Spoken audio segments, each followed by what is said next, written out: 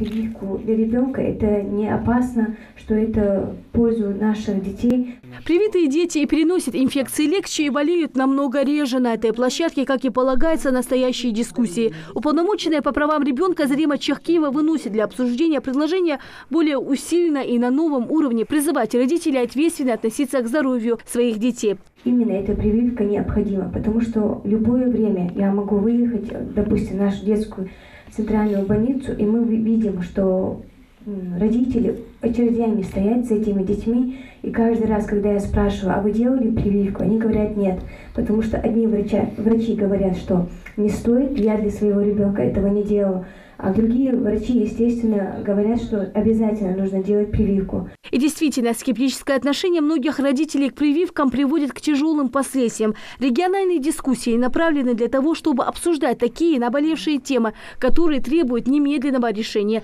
Специально для этого здесь работают 3 дискуссионные площадки «Единой России 2026». Если на площадке образования говорят о вопросах подготовки общеобразовательных кадров и прожиточном минимуме, то на здравоохранении развернулась настоящая дискуссия. Здесь говорят о том, что сделать, чтобы специалисты из Ингушетии прошли хорошую подготовку и к нам возвращались качественно подготовленные врачи. Создать в республике специальный орган, который будет контролировать учебу наших студентов, обучающихся на медицинских факультетах, предлагает участник дискуссии Абдул-Рашид Мамилов. Говорит, о качестве их подготовки зависит качество жизни людей. Выезжать на места, выезжать в мединституты,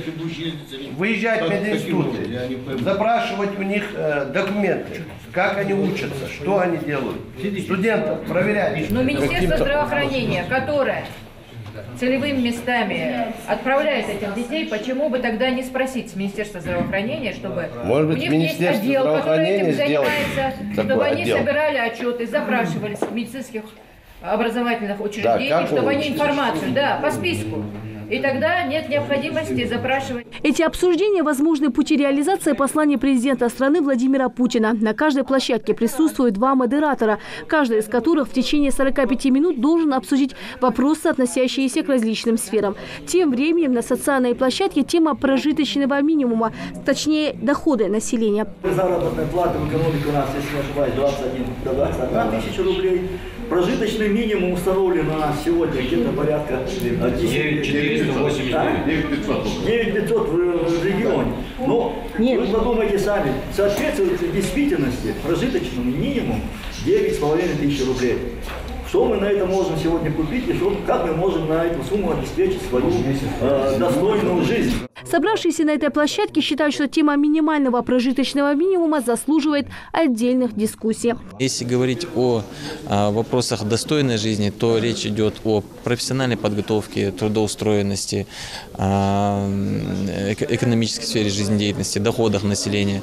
А если говорить о площадке обновления партии, то здесь идет запрос от населения о том, каким видят наши люди будущее нашей партии, какие изменения должны затронуть партию в связи с новыми вызовами, которые ставят перед нами в сегодняшнее время и современные реалии. На дискуссионной площадке «Комфортная городская среда» говорили о реализации проекта благоустройства общественных территорий в отдаленных районах республики. Очень хорошее предложение касательно реализации вот этой партийного проекта «Городская среда». Он у нас реализуется в 8 муниципальных образованиях, кроме Малгобекского района, ввиду того, что на территории Малгобекского района отсутствует многоквартирный жилой фонд. Это основной критерий участия в этой программе.